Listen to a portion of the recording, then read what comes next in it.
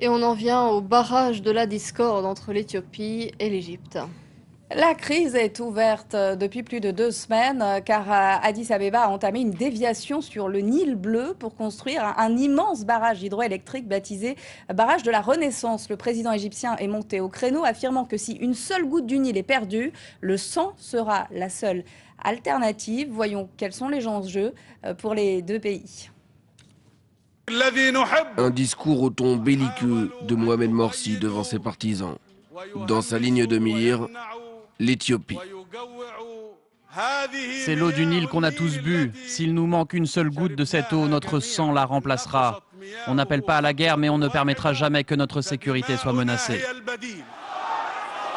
La foule est galvanisée. En cause, ce chantier sur les eaux d'un affluent du Nil bleu, en Éthiopie. Addis Abeba construit ce qui se veut être le plus grand barrage d'Afrique, un édifice capable de produire assez d'électricité pour les 85 millions d'Éthiopiens.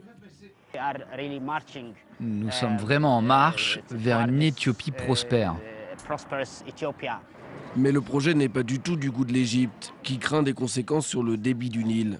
Le Caire estime avoir un droit de veto pour l'interdire selon des accords signés en 1929 avec l'ancien colon britannique. La semaine dernière, le président égyptien a réuni les chefs des partis islamistes, une session que les participants croyaient être à huis clos, ne se doutant pas qu'elle était filmée en direct. Sans ménagement, tous ont évoqué différentes options de riposte. Nous pourrions faire appel aux services secrets pour aller détruire tous les barrages nuisibles à notre sécurité. Nous devrions intervenir dans leurs affaires domestiques. En Éthiopie, le gouvernement s'est dit surpris après la diffusion de ces images. Le Premier ministre affirme que le barrage n'aura aucune incidence sur le flux du Nil. Au contraire, le projet selon lui est gagnant-gagnant. La construction continue donc comme prévu. Addis Abeba espère pouvoir l'inaugurer en 2016. Et je demandais à Roland Marchal, spécialiste de la Corne de l'Afrique, si l'Égypte et l'Éthiopie étaient au bord d'une guerre. On en est loin, répond-il. On voit déjà au sein du gouvernement égyptien une volonté de négociation, de remettre sur la table un certain nombre d'arguments, peut-être de ne pas s'en tenir simplement au rapport des experts, du panel d'experts international, et peut-être d'aller plus loin, d'avoir d'autres assurances. Je crois que bon, c'est peut-être un peu bruyant, c'est certainement très épicé comme diplomatie, mais malgré tout, on n'est pas du tout dans une situation de conflit armé. Ce barrage ne sert qu'à la production électrique et pas du tout à l'irrigation. Et donc la quantité d'eau qui serait éventuellement perdue, surtout par évaporation, est minime, eu égard à ce qui se perd ailleurs. Le problème est à d'autres niveaux, c'est-à-dire qu'il y a d'autres projets de barrages qui sont déjà en route, en Éthiopie et ailleurs, et puis également le fait que ce qu'on décide un jour, on peut le remettre en question le lendemain. L'Éthiopie peut aussi un jour avoir besoin d'irrigation, et dans ce cas-là, qu'est-ce qui se passera ? Et Roland Marchal répond aussi sur la position de l'Éthiopie qui veut s'affranchir des accords remontant à l'époque coloniale.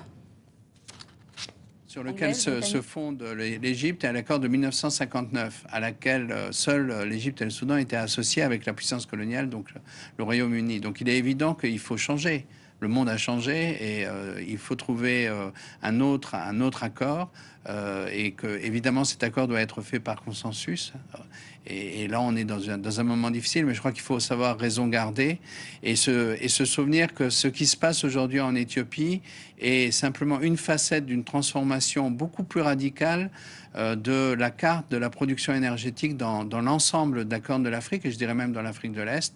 Il y a du gaz en quantité extrêmement importante en Tanzanie, au nord Mozambique. Il y a du pétrole en Ouganda, au-delà du Sud-Soudan. Donc, vous voyez, il y a du pétrole au Kenya. Il y a peut-être du pétrole en Somalie. C'est dans ce cadre-là également qu'il faut interpréter, disons, l'impatience éthiopienne et derrière ça, les réticences égyptiennes.